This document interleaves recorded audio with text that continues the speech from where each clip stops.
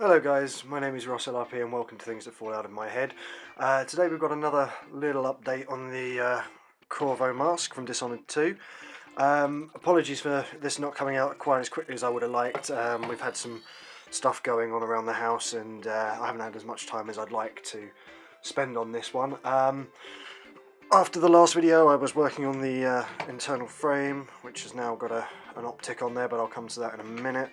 But mainly on the mask itself, there's been a few changes from last time. As you can see, a lot of the bits in here, which I was using for details, have actually come out, just because when I was test fitting it, I didn't have as much room as I'd like in here. It was getting a bit too tight around the sides here. So I just took them all out, and I've started attaching these pieces here onto the frame here. But as I say, I'll come on to that again in a minute. Basically, the inside here just got finished off, sanded down, and had a coat of, oh god, what's it called? Painter's Touch matte black, which is kind of more of a satiny finish, but it's a good base for plastic paints. I really like it. On the outside, had a little bit more progress with the paint. I'm not sure how well this is going to show up on here, but there's actually a few different colours I've used on here, just to create kind of a subtle difference. If my camera can focus on that there. Yeah, there we go. Okay, so started off with some different silvers. I normally always used Games Workshop's metallic paints, just because I find their silvers the best ones to work with. Likewise their washes, which I know a lot of serious painters, he says doing bunny ears, don't like their stuff, but for props like this I really like them. So on the outside here, I was just going around starting off with these rear panels here. They were all base coated with lead belcher, I think the name of the paint is. Which is kind of one of their darkest silvers that they do. And then moving forward, the next sort of tier here was done with, it's Ironbreaker, I believe. And then these front sections here around the eyes, all these kind of highlighted pieces here, which are coming up a bit more silver, were done in Runefang Steel, I believe it is. And then just to add a little bit more depth and a bit of variation, places like in the eye socket here, this one here, and some of these towards the back, were given a couple of coats of Null Oil, I think it's called. They're kind of black shade colour, and then, you know, layered up with a few of the brown one, which I think is Agrak's Earthshade, and a few of these little panels here just got random little washes, just to kind of create a slightly different tone across all of them, so that they're not one uniform colour of silver. There's kind of a variation in it. You can probably see it a little bit better down on this jaw piece here, if I can just get that into focus. So on here you've got lead belcher on here and here, because they're the furthest plates back, Ironbreaker here, and then Runefang Steel on this part here. So it basically, as everything comes further forward, it gets a slightly lighter base coat of silver. So around the nose here would have been Runefang Steel, and then under here, because it's a recess or an underhang part, that would have been the lead belcher with a couple of coats of Null Oil on there. The brass elements, I've managed to block those in. Those were done with Painter's Touch Antique Gold. Same as on the wires on the front here, and these little fangly bits around here. And these little bits down at the front here, these were just given a couple of ink washes of Agrak's Earthshade from Games Workshop. Again, just trying to sort of vary the amount of washes on stuff. The gold or the bronzy parts here are pretty much all done. They need to be weathered, but I'm going to be doing a video on how I do the weathering technique for that. There's a particular combination of paints I like to use to try and give like a weathered bronze effect. Apologies for the zoom coming in and out here. I'm having to try and manually focus this while sitting behind the camera. But yeah, so I'm going to finish off painting the last of these panels here. The other side, of course, will be painted. It's not going to be a Deathstroke tribute or anything like that. But once all the weathering's done on these brass parts, I'm going to move on and do a bit more weathering on the mask itself. There's some kind of water effects I want to put on there, maybe a little bit of mud and blood and gore and snot or whatever else I'm going to put on there. But yeah, it's coming along. This is probably 12 to 14 hours worth of painting, I'd say. Just, you know, grabbed here and there wherever I can, you know, might get a couple of panels done in a night. But yeah, so it's coming on quite nicely, quite pleased with that. As I say, there is still quite a bit more to do. But yeah, on the inside is probably where the more dramatic stuff has happened. Just because, although he realises now painting the whole thing black, there's very little definition in there. But yeah, all of these parts around the ear sections here, I suppose you could call them, the little padded bit I put in here, they've all been taken out just because of what I've been doing with this bad boy. Now, this is the frame that I started working on before.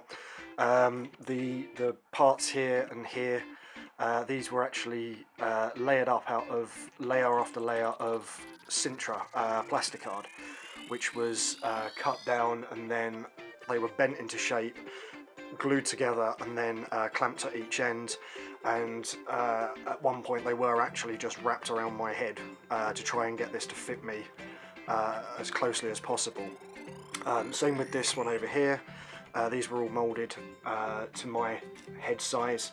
So this part here sits just below my eyebrows. That bit is just above, so that this little optic here lines up with my eye. Similarly, this part here just sort of goes over the where my hairline is really, and these bits stick out the side of the mask with these little press studs, which have been glued and screwed into there to give me somewhere to put an anchor point for the strap. Yeah, I think I touched on it before that, you know, I've changed a few bits in here. This isn't the original pattern of the frame that came with the mask. This is a little original piece I cut off because I really couldn't be bothered to make all these tiny little bits here, and just glued that on.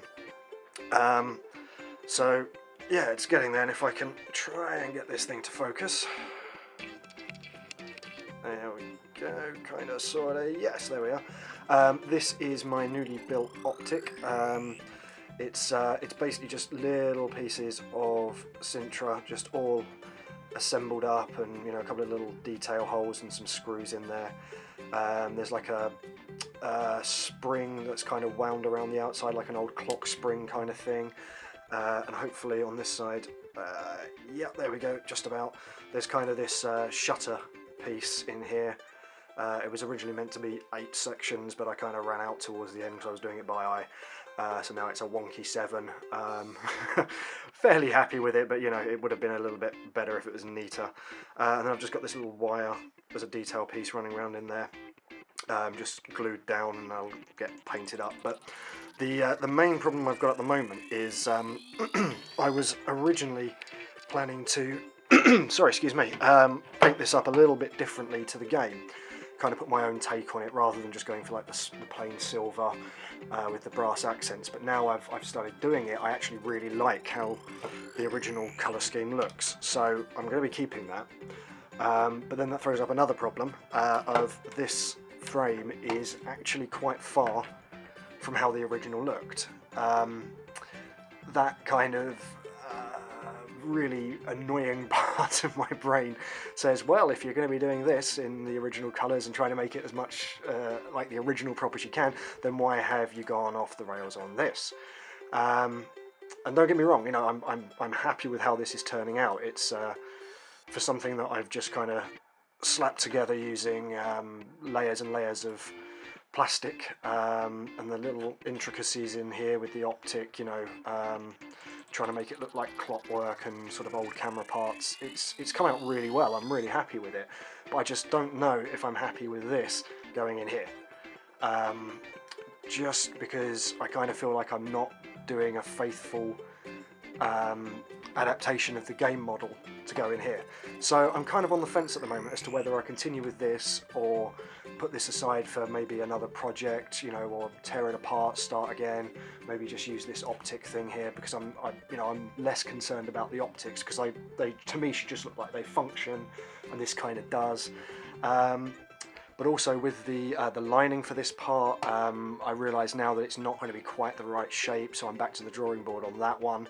Hopefully I'll be able to get some more work done on that this afternoon, because I'm losing the light and I can't really do much more painting on that.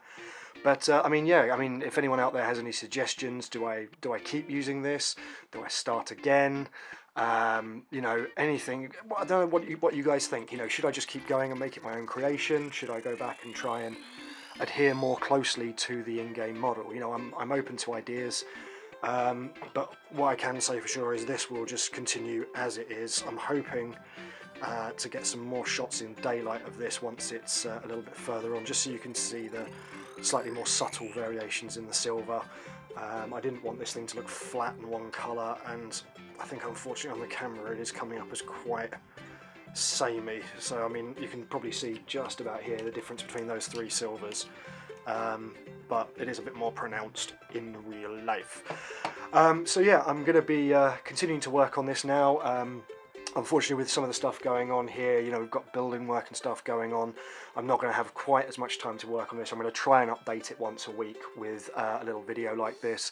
But any comments, any suggestions, please let me know. You know, leave a like, leave a comment, subscribe if you want. There will be more of these coming alongside the normal gaming videos. But yeah, next time around I'll hopefully be doing a little tutorial on how I do weathered brass or bronze or whatever, you know, a little bit of verdigris, and then I'll just go ahead, finish this up, get the inside painted and decide what to do on this. So more updates to come, guys. Thanks very much for watching. These videos seem to be going down quite well, so I will endeavour to record as much as I can. As I say, I'll try and get a few little videos of the painting in progress so you can see the method that I use. But until then, you know, I'll see you guys again soon. Thanks very much for watching. Leave a like, leave a comment, leave a subscribe, and I will see you guys soon.